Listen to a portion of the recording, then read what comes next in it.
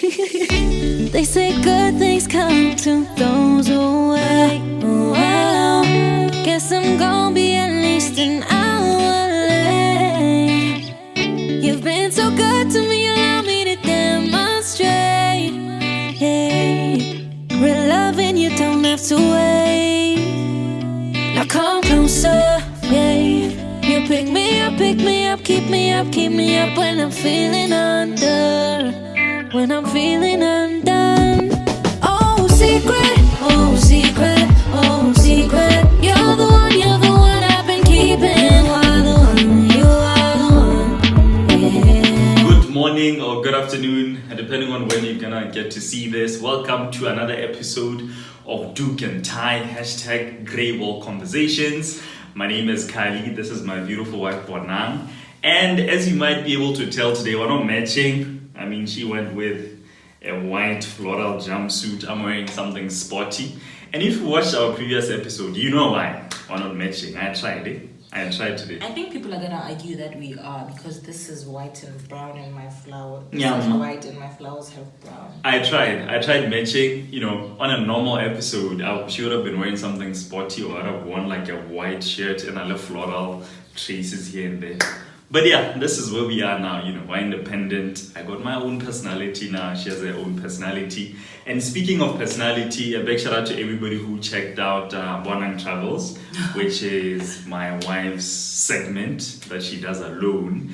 And I tried as much as I could to jump on the segment. Let me just sit there, I'll just not say anything, I'll support everything you're saying. I was asked 2 questions. Did you travel the world with me? No. Were you there when I was traveling? No. Have you been to all the continents in the world? More than once? No. So that's how I got eliminated from Bonang Travels. That is why I'm not part of that show. Wait. Thank you for saying that. I've been trying to break out of my shell and be louder. So yes, thank you. I tried. Complete, what's the word? Hogwash. Lies. I asked if he wanted Bonang Travels to be like a little talk show segment where he can ask me questions and I can answer. He was like, no, it's you. All you by yourself. Bye. How dare you? So with that being said, I'll feature on Bonang Travels, you know, when she talks about destinations that we went to together. Want to be but in the meantime, I'll just be here on Real Conversations, and hopefully soon then I can start my own little thing. I'll call it like Kylie Stays. I got an idea to Bonang Travel, so it'll be Kylie Stays. I'll think of something. I'll come up with something. But a big shout out to you for checking out that previous episode of Bonang Travels. I know she's been getting a lot of love and a lot of questions, so hopefully she'll keep them coming. Well, on today's episode of Doek Tie, I don't even know what episode this is, but I'm guessing 28. Road to 30. And this here is called Grey Wall Conversations. This is our intimate little corner where we like to delve into certain issues that we deal with on a daily basis as a young married couple. And the idea here is to inspire you as well. You might be, you might have a partner, you might have a long-term boyfriend or girlfriend, you might be engaged, or you might want to get married in the future. And we're just trying to show you, it's not as hard or as difficult as people make it seem. You can still be married and be yourself. You can still be married and be goofy. You can still be married and be friends with your spouse, Yeah. So, baby, how was your breakaway segment, your Bonang Travels? Are you enjoying it? Are you finding it challenging? Is it bringing anything out of you? It's fine. It's weird. You miss my loudness, like you. I don't miss your loudness. No, I don't miss your loudness. But I'm proud of you, babe. I'm proud of you for doing that by yourself, Yeah, I am proud of you. So in today's episode, we're going to be talking about something that seems to be threatening a lot of relationships, something that's threatening a lot of families, something that's threatening. And when I say relationships, I'm not only talking about secondary relationships with boyfriend, girlfriend, fiance, or husband and wife, but even more malapenya, you have a mom and dad and the kids. There's certain technologies that we've adopted. And instead of having them bring us closer together, they seem to be driving us further apart. And I'm talking about the one and only cell phone. You know, a lot of us seem to be addicted to these nowadays. You'd rather be on your phone than to be talking to your partner. So Bonang and I were having, I think we saw something on social media and we started having a conversation on, hey, do you think like we're addicted to our phones? Do we find ourselves looking at our phones more than we talk to each other on a daily basis? And we just started having that conversation, and it got very interesting to be able to find out wherever you're sitting, is this a problem, or is it a problem that we are not willing to admit that it's a problem? Do you find yourself sometimes you are having dinner with your family or with your person, and instead of looking each other in the eyes, you're rather on your phones, and the house is quiet or the room is quiet? So I think that's that day. Do you think you're addicted to your phone? I think before you can answer that question, you'd have to compare, like, let's say it's relationships. Yeah. When you first met, you'd find that you were probably less on your phone because you want to spend time with that person, you want to get to know that person. So normally when you're still beginning a relationship, phones are far, far away. Yeah. So you guys are getting to know each other, you spend time together, you watch movies together. Cell phones very, very far away. Yeah.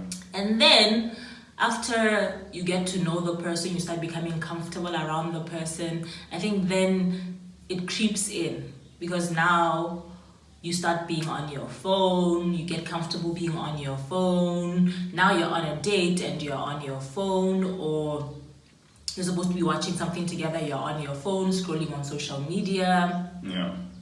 So I think it is a huge problem that most of us would not like to admit is a problem. Yeah. Because can you go a day without checking either your Instagram, your Twitter, Facebook, or what's the new one? TikTok. You get sick. Can you go a day, not even a day actually, can you go a week without checking your socials? A couple of hours. Because our socials have become like the fridge, like you keep checking to see if there's something. Even sometimes there isn't anything new in there, but I scrolled a minute ago and still I refresh to see if there's anything new. So social media, not social media per se, but actually mobile phones, because not everyone is into social media. Some people are into gaming. Yeah. So they spend a significant amount of time on their phone gaming. And now there's online gaming, so people do that. Yeah. So how do you know you have a problem? Yeah.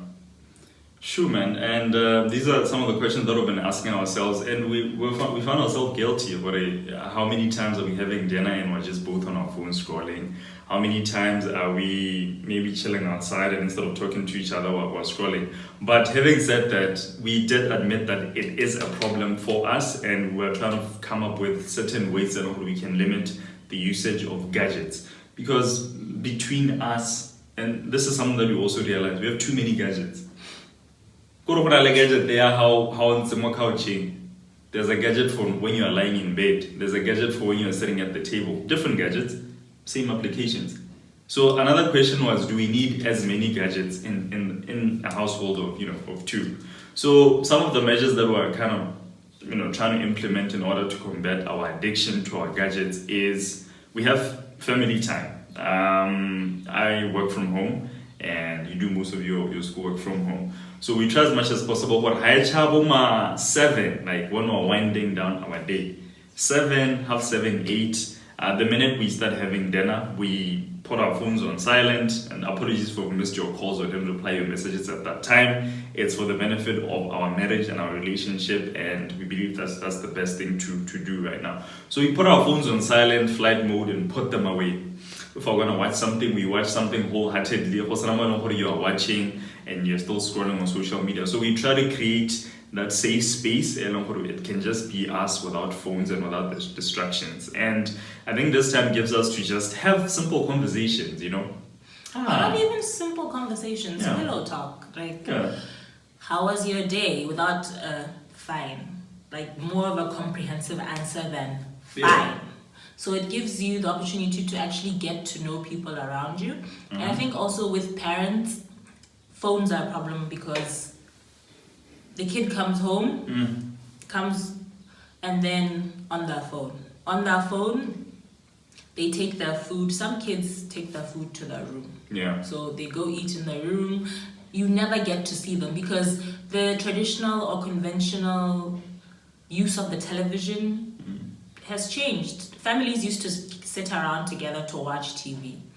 Now, why would I need to sit with you and watch TV when I have Netflix on your phone? The Netflix app on my phone, and I can just go watch whatever I want in my room in peace. Yeah. So there's also that element. Now there's less bonding between families. So it is a problem, and I think we really need to look into it. Yeah, so I think to add on to what you're saying, if you're a parent and you should exercise some level of control with your kids. I know it might be difficult if you're raising teenagers, and those stages are difficult when you're parenting, but try as much as possible to show them, hey guys, why is she not gonna get this time back? Why this age once, and one day I'll be dead and gone as your parent, and what memories are you gonna have with me rather than ignoring me and scrolling on your phones? I know it's going to be a battle in a lot of households if you try to implement such principles and such rules, but as parents, I think it's our responsibility to try as much as possible to create a safe space for our kids, because sometimes as kids, you don't necessarily know what's good for us. Actually, most of the time, kids don't know what's good for them. So it's up to you as a parent or as a guardian to safeguard your kids from being addicted to gadgets and cell phones. So, having said that, what else do we try to do in order to, distance ourselves a bit from our phones? It's not easy because we're, I think it's become an addiction now. And because of also the channel. Yeah. So we're constantly thinking of ways to tackle issues, constantly thinking of what should we discuss. Yeah, but with that, I think we long agreed when we started this work, and we know what I'm trying to do with Doek Tie, right? And also we decided we should upload done. Like, we're not going to be constantly on our devices checking who said what, who commented. As much as we appreciate you watching, and hopefully this is more of a benefit to you as well. But we try as much as possible not to be too addicted to the channel or the platform. Yeah. So here's another question that I have for you, babe. Do you think you should have access to my phone?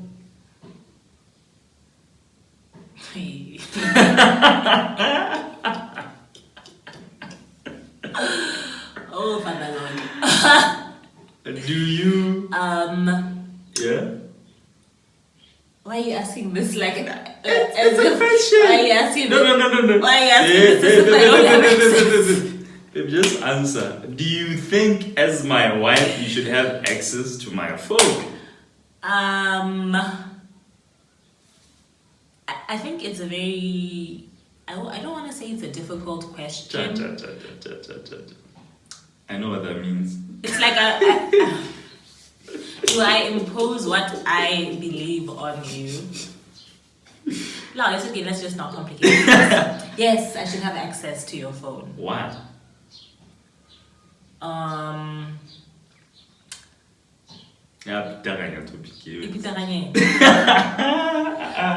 We have access. We should have access to each other's devices because. Yeah. Very simple. We are one.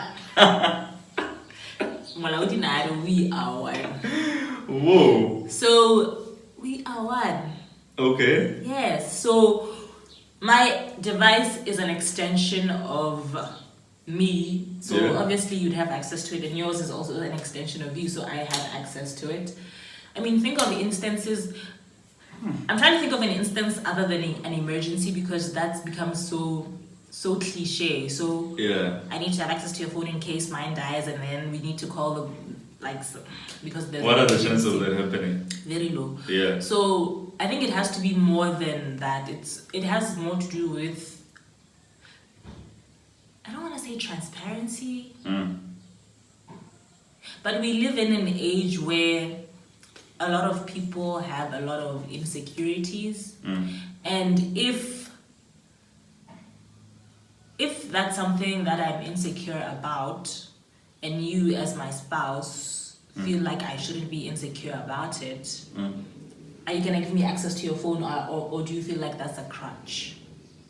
if you feel insecure. Yeah. I feel like in that instance, one has to deal with the insecurities before they project them onto you. Yes, but I'm Yeah. saying it's difficult to justify why you need access to your spouse's device, Yeah, except emergencies. Like there's no justification for it. yeah, It's just it's a simple case of, I guess, wanting or being able to just grab whichever phone is closest, make a phone call, send a text with whichever phone is closest. But the justification, the why part, it's difficult. yeah. So I was asking you that question because I know phones are a problem for a lot of us, especially if you're dating, boyfriend, girlfriend, fiance, spouse, what's the other thing? Long-term partners, right? Like I'm trying to address everybody. Phones, I've seen phones break families, I've seen phones break long-term relationships, I've seen phones wreck marriages. So the reason why I'm asking you is just that. So right now, do you have access to your partner's phone? Or do you have access to your phone? And having said that, I think we'll just try to explain how we deal with it here, right? I think also the other reason why people want access to their spouse's phones is you can have friends. Yeah. I can have friends. You can find that before I was in this relationship, I was very close with my friends. Like maybe we call each other cute nicknames. So I think the reason why also like people want access to their spouse's phones is because you don't want to find something that says, "Hey, sweetie," and you're like, "Hebatum, ke manyu." Because when you're dating, you're bound to see stuff like that. You're bound to see his friends who call him babe, and you're like, and then? "Ngenapi?" Yeah. Like, who are you? Why are you calling him? And then when he tries to justify it, you don't believe it. You want to see it yourself. Yeah. And then, this sounds cliche as well. Normally, if you go into your partner's phone looking for something, you'll find it. Where now? You're bound to find it. How's an alarm?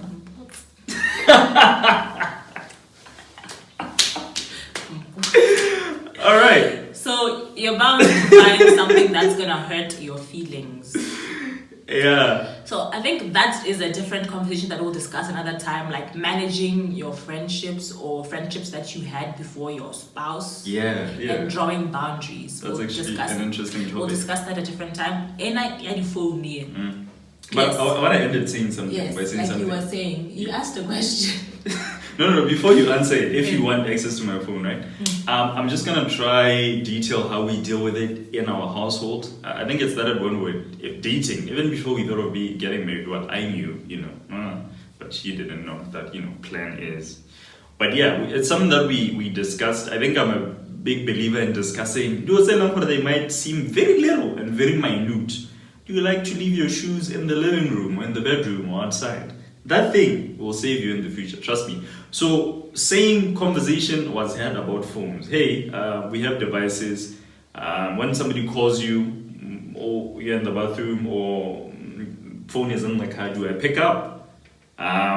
If a text comes in, are you comfortable reading that text? Or how are you gonna tackle this phone thing? So it's an actual conversation that we had way before we're like entangled like this and got the government involved. It's a conversation that we had, and it was a learning curve for both of us.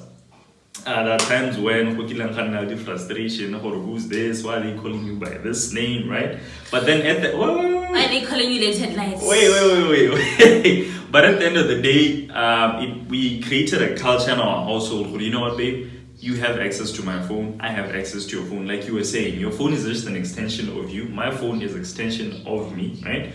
So we have fingerprints to each other's phones. How cool it's I'm in the bathroom. One, I can pick it up. Hey, if a text comes in, I think that's my phone. Babe, read that text for me. Who is it? Reply on whatever 1, 2, 3.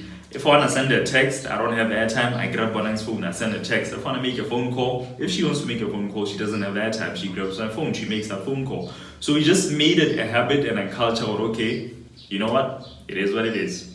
Partner, phone, she has access to my phone, I have access to her phone. So that works for us. But I'm interested in finding out what are some of the things that you have found on your partner's phone, saying what they've made you maybe insecure when it comes to trusting somebody with your phone or having them trust them with your phone. And if you are engaged or you plan on being married one day, how do you feel about the whole phone situation? Do you want to have access to your partner's phone? Do you want them having access to your phone? So that's something that I'm interested in finding out. Because for me, I think when it touches to hurry, your phone is just an extension of you. So if you're going to have an extension of you that you don't want me being a part of, it becomes a little weird. I think this might come off as a bit too much to you, maybe watching. But to us, like I said, it took years of practice and just creating that culture and creating that habit. It's okay. The phone, more like being, Bonang has a phone, sure. I have my phone, sure. But in terms of usage and whatever you want to do, just grab the closest phone, take a picture, send it to yourself later. It doesn't matter. And because of that culture, now it's easier to deal with phones. It's not even a topic of, hey, what are you doing going through my phone? Not that we go through each other's phones. That's the other thing that I want to quickly address, right?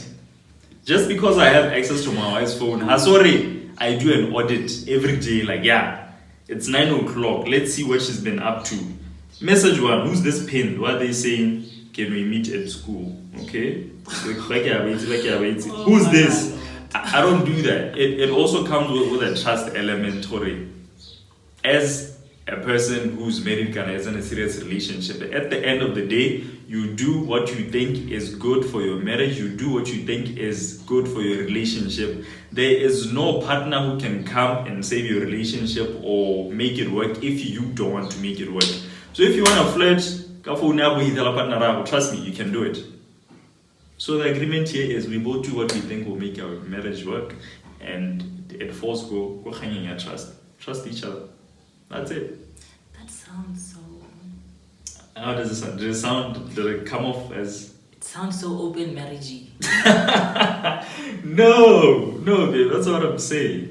I know, but it sounds so open marriagey. Like, what the hell? Siraz, what did I say? Dude. No. I might have went on for quite a bit, but basically what I'm saying is the phone's an extension of you. If you trust your partner and you trust yourself, then you shouldn't have a problem with it. That's it. Yes, and you don't do something to hurt someone who you claim to love. Yeah.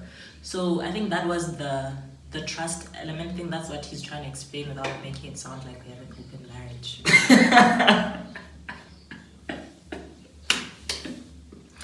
So never open marriage. Mm-hmm. Maybe we should discuss that episode. No, like over my dead point. So do you trust your spouse enough to let them know you that well? Do you trust your spouse enough to let them like into your phone? Yeah. So it's an issue. I'm sure you guys have different ways of tackling it. We'd love to hear about it. Yeah. So I've seen homes where they have one phone. That's another way of doing things. Who knows? We might shift in that direction. Thank you very much it's called an iPhone, babe. No. Thank you very much for watching this week's episode of Doek Tie. Grey Wall Conversations. Yeah. And shout out to you who made it, like who gave us the idea how we should make this like Grey Wall Conversations. We appreciate you. Yes, we appreciate you very much, and yes, keep those questions coming.